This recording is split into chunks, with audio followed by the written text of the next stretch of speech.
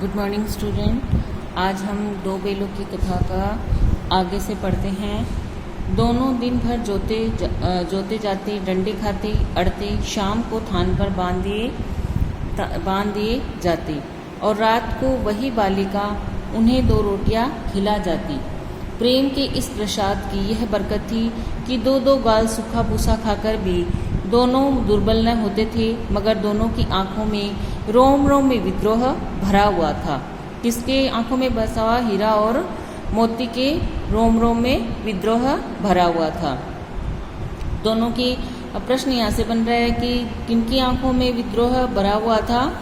रोम में भरा हुआ था, तो हीरा और मोती के आंखों में और रोम रोम में विद्रोह भरा हुआ था। एक अंडरलाइन कर लीजिए इसको। एक दिन मोती ने मूक भाषा में कहा, अब तो नहीं सहा जाता हीरा, क्या करना चाहते हो?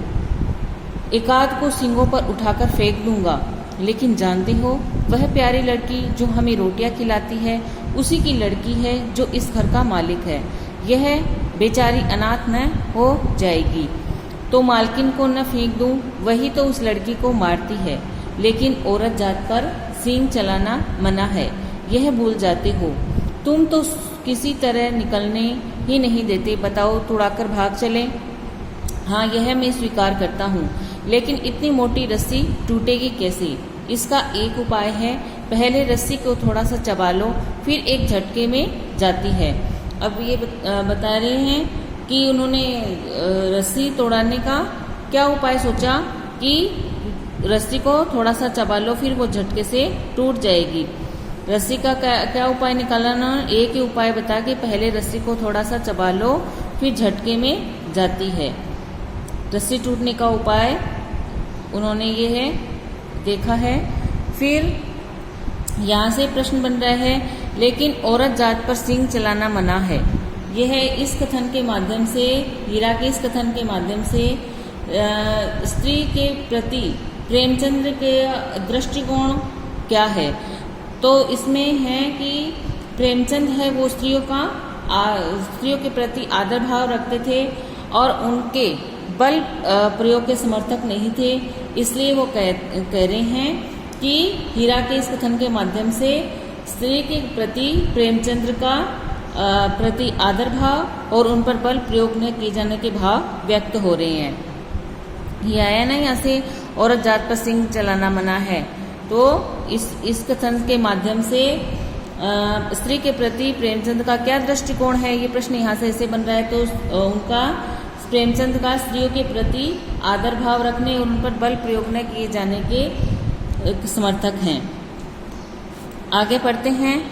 रात को जब बालिका रोटियां खिलाकर चली गई, दोनों रस्सियां चबाने लगे, पर मोटी रस्सी मुंह में न आती थी। बेचारे बार बार जोर लगाकर रह जाते थे।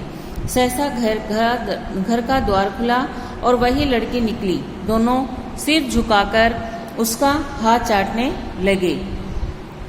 दोनों की पूंछें खड़ी हो गई। उसने उसके माथे सहलाए और बोली, खोल देती हूँ, चुपके से भाग जाओ, नहीं तो यहाँ लोग मार डालेंगे। आज घर में सलाह हो रही है कि उनकी नाकों में नाक डाल दी जाए। वो किसको कह रही है कि यहाँ से चुपके से भाग जाओ? वो लड़की हीरा और मोती को कह रही है। उसने गराव खोल दिया, पर दोनों चुपचाप खड़े रहे।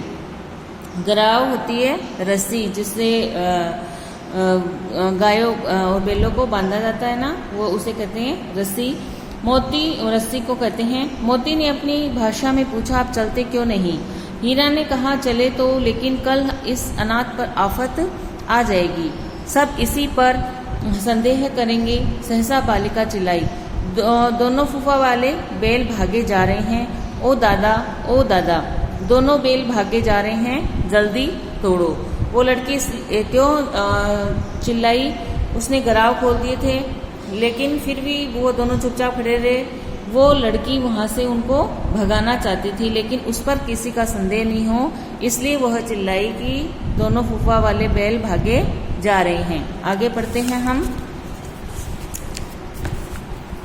गया हड़बड़ाकर भीतर से निकला और बैलों को पकड़ने चला। वे दोनों भागे। गया ने पीछा किया और भी तेज हुए।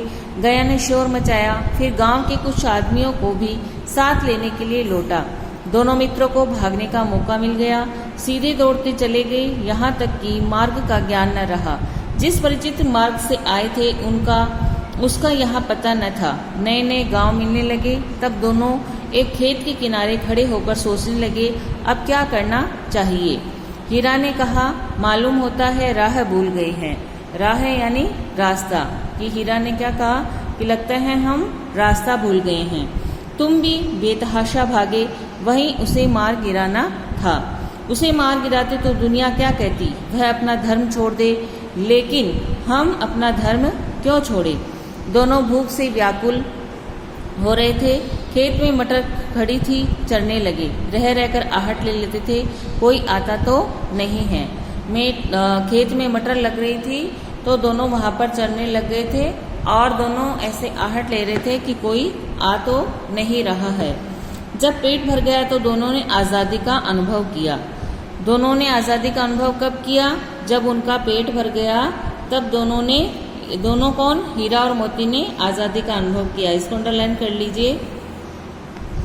तो मस्त होकर उछलने कूदने लगे। पहले दोनों ने डकार ली, फिर सींग हिलमिलाए और एक दूसरे को ठेलने लगे।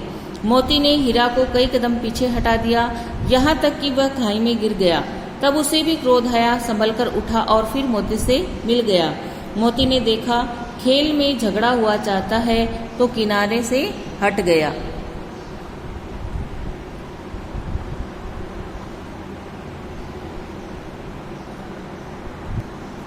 आगे पढ़ते हैं। अरे ये है क्या, कोई सांड डोकता चला आ रहा है। हाँ, सांड ही है। वह सामने आ पहुंचा। दोनों मित्र बंगले झांक रहे हैं। सांड पूरा हाथी है, उसे भिड़ना जान से हाथ धोना है, लेकिन न भिड़ने पर भी जान बसती नजर नहीं आती। इन्हीं की तरफ आ भी रहा है, कितना भयंकर सूरत है। मोती ने मूक भाषा में कहा, बुरे फंसे, जान बचेगी, कोई उपाय सोचो। हीरा ने चिंतित स्वर में कहा, अपने घमंड में भूला हुआ आरजू विनती न सुनेगा, भाग क्यों न चले।